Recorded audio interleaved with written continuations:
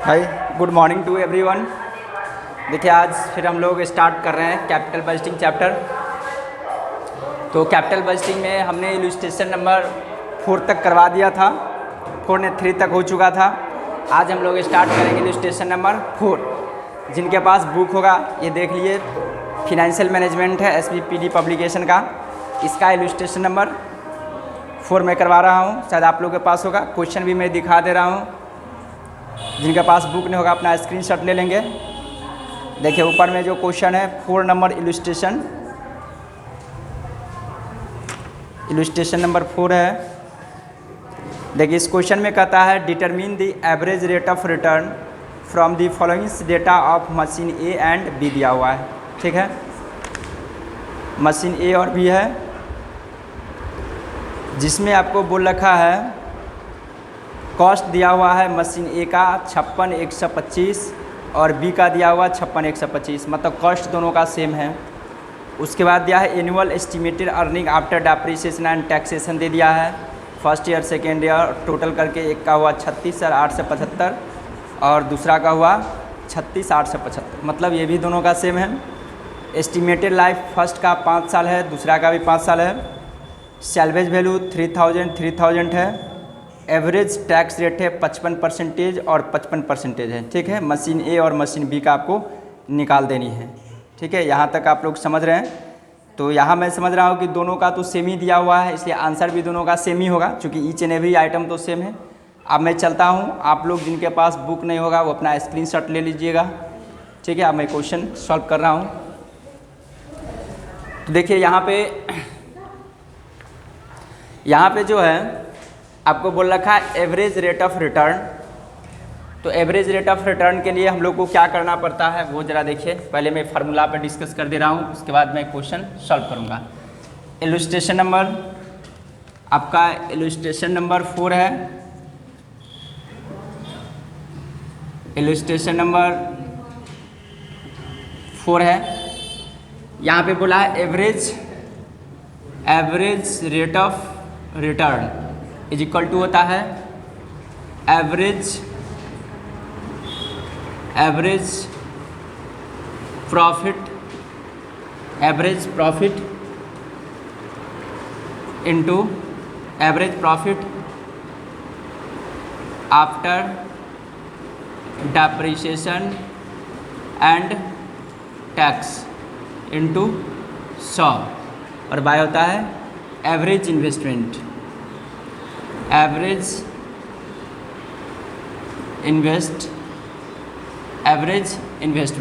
यहाँ तक समझ गए। उसके बाद हम लोग को एवरेज इन्वेस्टमेंट का रिक्वायरमेंट होती है। तो एवरेज इन्वेस्टमेंट का फार्मूला होता है जो ओरिजिनल कॉस्ट है, ओरिजिनल कॉस्ट प्लस SB बोले तो सैल्वेज वैल्यू और डिवाइड कर दूंगा इसको 2 से। ठीक है, यहाँ तक आप लोग समझ गए।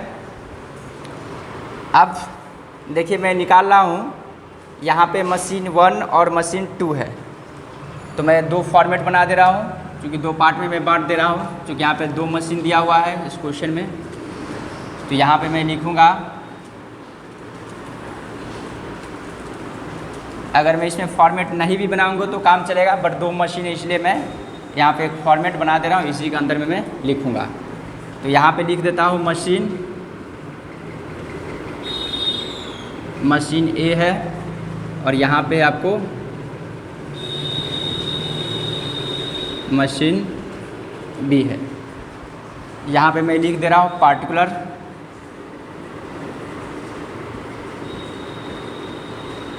ये हो गया पार्टिकुलर्स। तो सबसे पहले देखिए average accounting rate of rate निकालने के लिए या एवरेज रेट ऑफ रिटर्न निकालने के लिए हम लोग को क्या चाहिए, तो एवरेज प्रॉफिट चाहिए क्या, उसके बाद चाहिए एवरेज इन्वेस्टमेंट। तो पहले इन दोनों का कैलकुलेशन करना पड़ेगा क्या। तो सबसे पहले मैं निकाल ले रहा हूँ एवरेज प्रॉफिट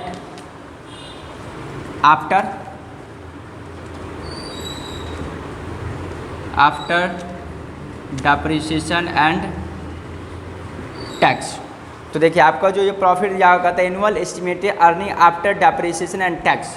इस क्वेश्चन में ध्यान रखिएगा यहाँ पर टैक्स और डेप्रिसिएशन दोनों लेस है, इसलिए लेस नहीं करना है, क्योंकि हम लोग को चाहिए भी वही आफ्टर डेप्रिसिएशन एंड टैक्सेशन, तो क्वेश्चन में ही दे दिया। तो देखिए आपको टोटल करके प्रॉफिट दे ही दिया है 36,875। तो यहाँ पे हो जाएगा 36,875 और एवरेज मतलब जितने साल का रहेगा उतना ईयर से हम लोग क्या करेंगे, डिवाइड कर देंगे। तो मशीन का लाइफ देखिए कितना है, 5 साल तक है, तो 5 से मैं डिवाइड कर दूंगा।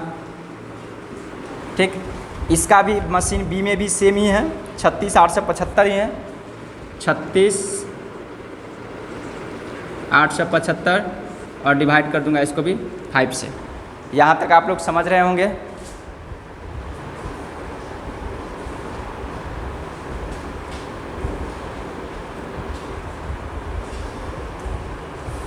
ठीक है, यहाँ तक क्लियर है। तो इसको जब मैं डिवाइड करूँगा तो कितना होगा, डिवाइड कीजिए तो 73,75 73,75, तो यहाँ पे भी होगा 73, यहाँ भी 73,75 होगा। उसके बाद मुझे क्या चाहिए, एवरेज इन्वेस्टमेंट चाहिए, एवरेज इन्वेस्टमेंट। तो इसके लिए देखिए फार्मूला ये है, तो इसका देखिए ओरिजिनल कॉस्ट कितना है, 56,125, 56,125 प्लस सैल्वेज वैल्यू देखिए दिया हुआ है आपको नीचे, एस्टिमेटेड लाइफ, उसके बाद एस्टिमेटेड सैल्वेज वैल्यू 3,000 है, 3,000 है, और इसका यूजफुल लाइफ 5 है। इसमें भी सेम है, 56,125 प्लस 3,000 और डिवाइडेड बाय 2। तो 56 और 3 59 हो जाएगा क्या, 59,125, 2 होगा, यहाँ 5 लिख दिया हूँ, 2 होगा क्योंकि एवरेज इन्वेस्टमेंट निकालना है ना। तो यहाँ पे हो जाएगा आपको कितना, 56 और 3 59,000 होगा। 59,000 के यदि 2 से मैं डिवाइड करूँगा तो आपको आ जाएगा 29,500 और 125 का आधा 62.5, यानी कि 29,562 रुपया 50 पैसा होगा, 29,562 रुपया 50 पैसा होगा। ठीक है, तो इसका भी सेम रहेगा, 29,562 रुपया 50 पैसा होगा। यहाँ तक निकल गया। अब चाहिए ARR, हम लोग को चाहिए accounting rate of return, accounting rate of return. इसका मैं फार्मूला भी यहाँ लिख दे रहा हूँ, ऊपर में इसे लिख दिया था, average profit after depreciation and tax INTU 100 और डिवाइडेड बाय होता है एवरेज, दिखाई दे रहा ना, यहाँ पे दिखाई दे रहा नहीं, ये होगा। तो देखिए एवरेज प्रॉफिट हम लोग को ये निकला हुआ था कितना, 73,75, तो ये हो जाएगा आपको 73,75 इंटू 100 और बाई ये है 29,562 रुपया 50 पैसा। यहाँ भी सेम होगा, 73,75 गुने 100 बाई 29,562 रुपया 50 पैसा, डिवाइड कीजिए 24 पॉइंट, यह आएगा आपको 24.95%, 24.95%, ये भी हो गया, आपको आंसर हो गया। ARR is equal to accounting rate of return is equal to answer हो गया। ठीक है, यहाँ तक आप लोग समझ गए होंगे कैसे कैलकुलेशन होगा, ये भी आप लोगों को पता चल गया होगा। अब मैं आगे बढ़ूँगा। देखिए अब हम लोग आ रहे हैं इलस्ट्रेशन नंबर 5 पे। क्वेश्चन देखिए, जिनके पास बुक नहीं होगा उनको मैं क्वेश्चन दिखा दे रहा हूँ।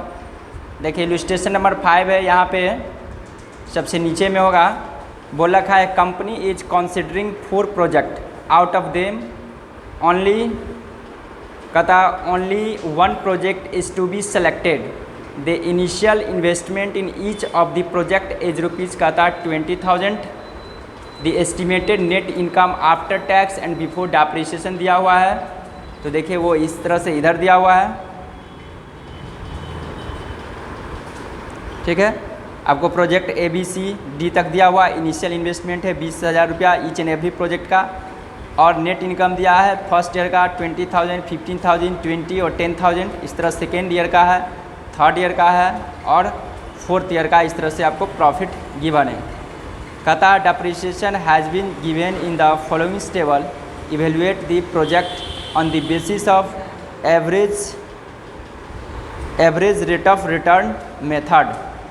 मतलब क्वेश्चन ये कहता है कि आपको 4 प्रोजेक्ट गिवन है, उसमें से कोई एक प्रोजेक्ट को आपको सेलेक्ट करना है। तो हमेशा याद रखिएगा, जब अकाउंटिंग रेट ऑफ रिटर्न से बोलेगा 2 या 2 से ज़्यादा प्रोजेक्ट रहेगा, बोलेगा कोई एक प्रोजेक्ट को सिलेक्शन कीजिए, तो क्या करेंगे, जिसका ज़्यादा रेट होगा उस प्रोजेक्ट को हम लोग सेलेक्ट करेंगे, क्योंकि ऑब्वियसली है कि जिसका ज़्यादा प्रॉफिट होगा उसको हम लोग सिलेक्शन करेंगे, ठीक है। तो यहाँ पे सबको जितना भी प्रोजेक्ट है ईच एंड एवरी ABCD सबका हम लोग पहले अकाउंटिंग रेट ऑफ रेट निकालेंगे रिटर्न, उसके बाद जिसका ज़्यादा होगा उसको हम लोग क्या कर लेंगे, सिलेक्शन कर लेंगे, ठीक है। तो आप देखिए यहाँ पे क्या था, देखिए इससे पहले वाला क्वेश्चन में क्या था, आपको profit after depreciation and taxation था, इसलिए ना ही डेप्रिसिएशन लेस की ना ही टैक्सेशन लेस की। लेकिन यहाँ पे जो प्रॉफिट दिया हुआ देखिए आपको कहता है, आपको कहता द इनिशियल ये दिया the estimated net income after tax and before depreciation दिया हुआ। मतलब कि यहाँ पे जो आपको दिया हुआ है नेट इनकम बोलता है, मतलब नेट मार्कर चेंज करना पड़ेगा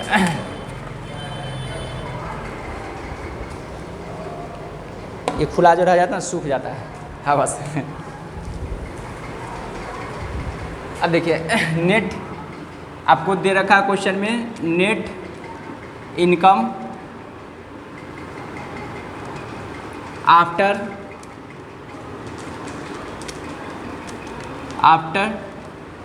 टैक्स और बिफोर क्या है, आपको बिफोर डेप्रिसिएशन दिया हुआ है। तो डेप्रिसिएशन से पहले दिया हुआ है, इसलिए क्या करेंगे हम लोग, सबसे पहले प्रॉफिट से डेप्रिसिएशन को हम लोग लेस कर देंगे, ठीक है। तो देखिए यहाँ पे, तो सबसे पहले हम लोग ईच एंड एवरी प्रोजेक्ट का क्या निकालेंगे, annual investment, annual average investment, उसके बाद लिखेंगे एवरेज प्रॉफिट निकालेंगे। तो यहाँ पे जितने भी प्रोजेक्ट है सबका 20,000 है, इसलिए एवरेज इन्वेस्टमेंट सबका क्या होगा, सेम होगा। तो सबसे पहले हम लोग निकाल लेते हैं एवरेज इन्वेस्टमेंट। यहाँ पर तो आपको कोई सैल्वेज वैल्यू वगैरह नहीं दिया है, कोई वेस्टेज है नहीं, तो यहाँ पे निकालते हैं एवरेज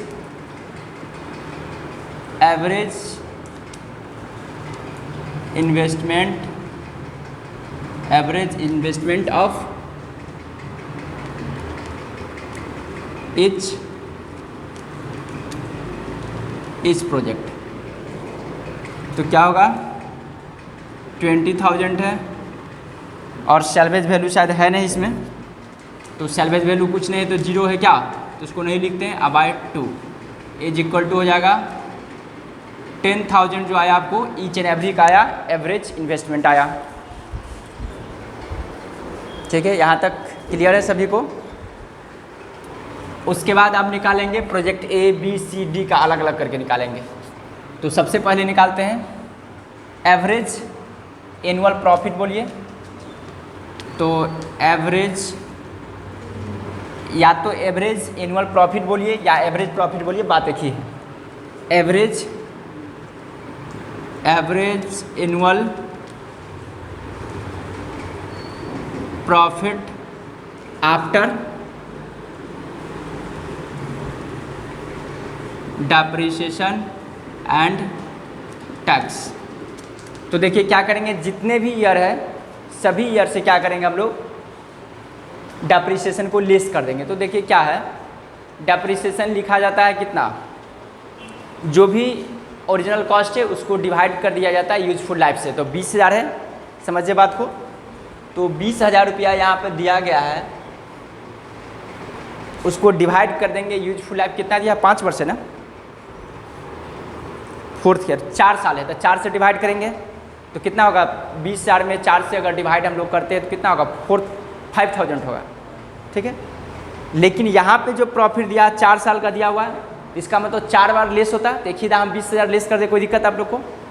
क्योंकि देखिए 4 बार हम लोग कितना करते हैं, 5-5 हज़ार लेस करते हैं, तो 4 बार नहीं लेस करके एक ही जगह लेस कर दे रहे हैं क्या। तो देखिए सब प्रॉफिट को ऐड कर लीजिए। ये प्रोजेक्ट का है average annual profit after depreciation and taxation. यहाँ पर लिख दिए फॉर प्रोजेक्ट ए, या ऊपर में शो कर दीजिए for project A. Project A के लिए निकाल रहे हैं, तो इसका देखिए सब प्रॉफिट कितना दिया है। एक का 20,000, 20,000, 5,000, 2,000, 2,000, ठीक है। नहीं ये 20 नहीं है, फर्स्ट ईयर का है 20,000, ठीक। 20,000 है प्लस 5,000 है प्लस 2,000 है प्लस 2,000 है। देखिए 4 साल का प्रॉफिट था, समझिए बात को, नहीं तो कन्फ्यूजन होगा। तो क्या करते हैं, डेप्रिसिएशन 4 बार हम लोग लेस करते, कितना जो भी आपको निकलता, मान कर चलिए 20,000 ओरिजिनल कॉस्ट था ना, पहले समझा दे रहे हैं तो कन्फ्यूजन होगा। इसको डिवाइड करते यूजफुल लाइफ से, तो लाइफ 4 साल था तो 4 से डिवाइड करते 5,000 आता है डेप्रिसिएशन। तो 4 साल के प्रॉफिट इससे भी लेस करते, इससे भी लेस करते, इससे भी और इससे भी लेस करते। तो 4 टाइम नहीं लेस करके एक ही बार 20,000 लेस कर दे रहे हैं, चूँकि 5 चौक 20 होता है। क्या कॉन्सेप्ट क्लियर है? तो यहाँ पे मैं लिख दे रहा हूँ -20,000। यहाँ तक आ रहा है ना? और डिवाइड हो जाएगा कितना, 4 ईयर है तो 4 से डिवाइड हो जाएगा। तो देखिए कितना होगा, 20, 5, 25 और 2, 27 और 2, 29 में से 20 चला जाएगा तो 9,000 आएगा। 9,000 बाई 4 तो 22.5 चौक 90 तो हो जाएगा 22,50 आ गया। ये आपको आ गया average annual profit after depreciation and tax. आप निकालेंगे accounting average rate of return. तो average rate of return is equal to होगा एवरेज एनुअल प्रॉफिट जो निकला, एवरेज एनुअल प्रॉफिट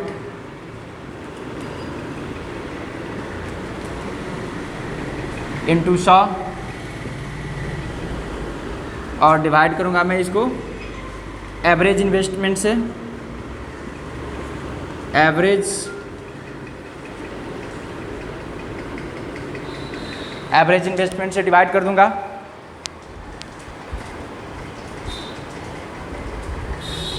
उसको थोड़ा लगा दीजिए वो खिड़की को,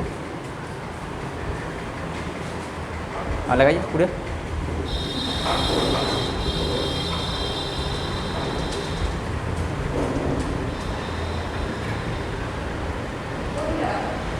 ठीक है।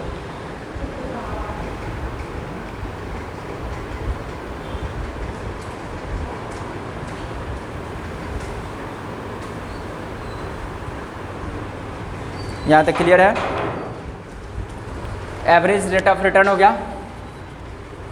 अब देखिए यहाँ पे आ जाएगा आपको क्या, एवरेज एनुअल प्रॉफिट आपको निकला 22,50 इंटू 100 हो गया।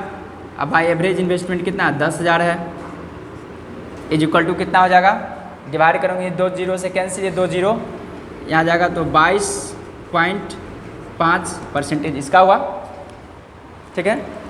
उसके बाद फॉर प्रोजेक्ट बी के लिए निकालूंगा, फॉर प्रोजेक्ट बी, तो इसके लिए निकालूंगा फिर एनुअल प्रॉफिट, क्या इसके लिए एवरेज एनुअल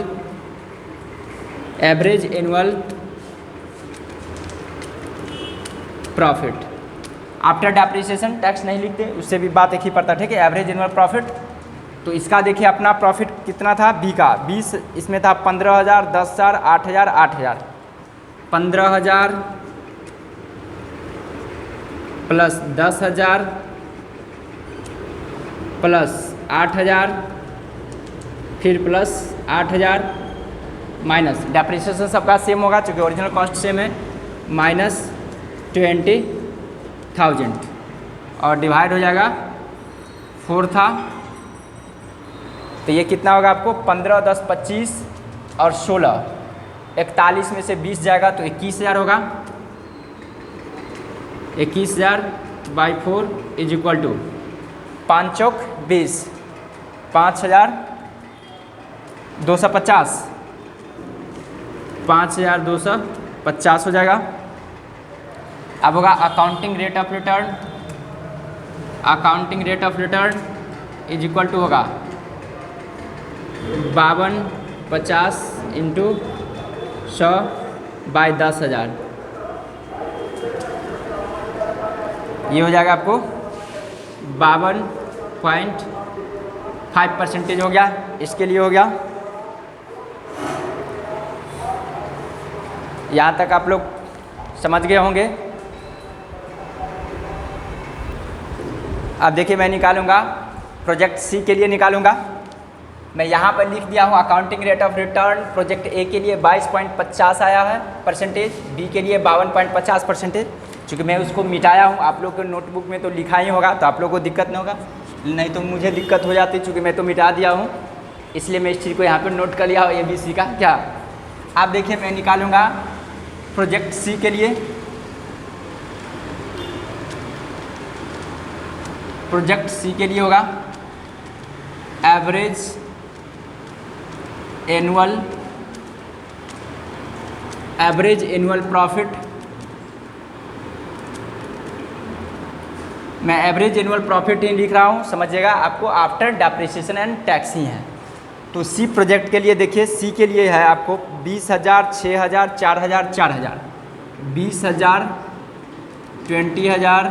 20,000 प्लस 6,000 है, 6,000 प्लस 4,000 प्लस 4,000 और माइनस डेप्रिसिएशन सेम रहेगा। और 1 मिनट, माइनस डेप्रिसिएशन सेम रहेगा और इसको मैं 4 से डिवाइड कर दे रहा हूँ। 2 मिनट बैठिए। तो आपको ये हो जाएगा, लेस करूँगा तो कितना 20, तो हो जाएगा 26, 4, 30, 20, 6, 26, 4, 30, 4, 34 में से 20 चला जाएगा। 34 में से 20 गया तो आपको 14,000 बचेगा। 14/4 इज इक्वल टू कितना होगा 4 तिहाई 12, 3,000 बच गया 2, 5 चौक 20, 3500 होगा। ये आ गया आपको एवरेज एनुअल प्रॉफिट। अब होगा accounting rate of return. Formula तो मैं कई बार लिख चुका हूँ, इसलिए डायरेक्टली यहाँ पे पुट कर दे रहा हूँ। Average rate of return is equal to होता है एवरेज एनुअल प्रॉफिट। तो एवरेज एनुअल प्रॉफिट आपको दिया हुआ 3500 इंटू 100 बाई एवरेज इन्वेस्टमेंट कितना था 10,000 था, इज इक्वल टू हो गया आपको 35%, 35%। ये आपको निकल के आ गया। उसके बाद आप बनाऊंगा डी वाले, तब तक आप लोग नोट कर लीजिए। आप देखिए प्रोजेक्ट सी तक निकल गया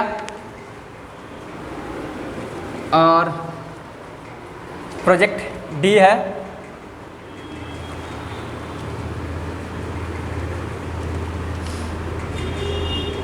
प्रोजेक्ट डी के लिए निकलेगा।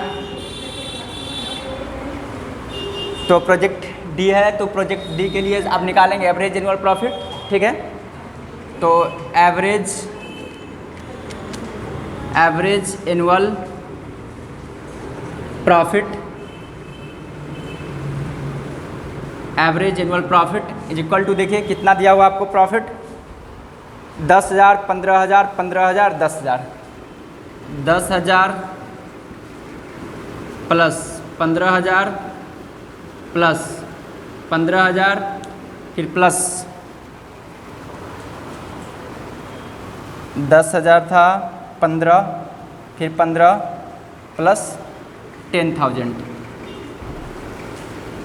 और माइनस डेप्रिसिएशन है 20,000 ईच एंड एवरी केस में, और डिवाइड हो जाएगा 4 से, इज इक्वल टू 10 और 30 40, 10 50 हो गया, 50 में से 20 चला जाएगा तो 30,000 होगा बाई 4 इज इक्वल टू 7500 हो गया। अब निकलेगा अकाउंटिंग रेट ऑफ रिटर्न, तो यहाँ पे हो जाएगा आपको 7500 इंटू 100 और बाई हो जाएगा एवरेज, तो सब में 10,000 ही था इन्वेस्टमेंट, तो ये हो जाएगा 75%। अब देखिए क्या करना था, बोला था अब बताइए कि कंपनी को पास 4 प्रोजेक्ट है, ABCD था। क्वेश्चन में क्या गिवन था, कंपनी के पास 4 प्रोजेक्ट थे, प्रोजेक्ट A, B और C थी, ठीक है, ये क्वेश्चन था, जिसमें से बोल रहा है कि कंपनी को कौन सा प्रोजेक्ट को सेलेक्टेड करना चाहिए on the basis of accounting rate of return के बेसिस पे। तो हम लोगों को क्या करना है कि जिसमें अकाउंटिंग रेट ऑफ रिटर्न जितना ज़्यादा होगा उस प्रोजेक्ट को हम लोग को सेलेक्ट कर लेनी है, ठीक है। तो यहाँ पर लिखेंगे कंपनी शुड बी, यहाँ पे कमेंट में लिखेंगे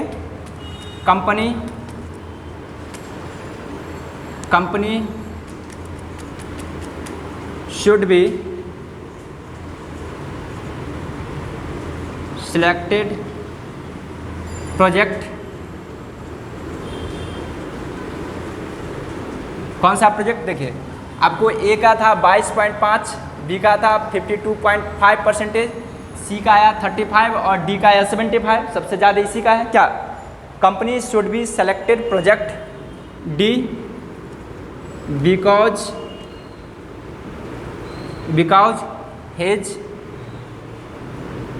his average rate of return is higher, ठीक है, ये हो गया।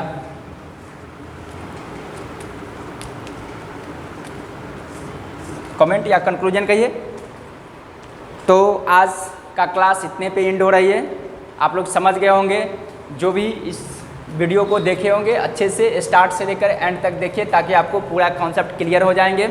और जो भी परेशानी होगा आप लोगों को तो अपना कमेंट बॉक्स में मैसेज करेंगे कि सर यहाँ पे दिक्कतें हो रही है, तो जब भी नेक्स्ट क्लासेज होगी तो सबसे पहले जो क्वारी होता है मैं उसको सॉल्व करने की कोशिश करता हूँ कि स्टूडेंट लोग को कौन सा कॉन्सेप्ट में प्रॉब्लम है, कहाँ पे समस्या है, उसको समाधान करता हूँ। इसलिए मैं आशा करता हूँ, आई होप कि आप लोग वीडियो को देखेंगे, अच्छे से वॉच करेंगे, इससे अपने फ़ायदा उठाएंगे। Thank you so much. आज का क्लास इतने पे एंड हो रही है।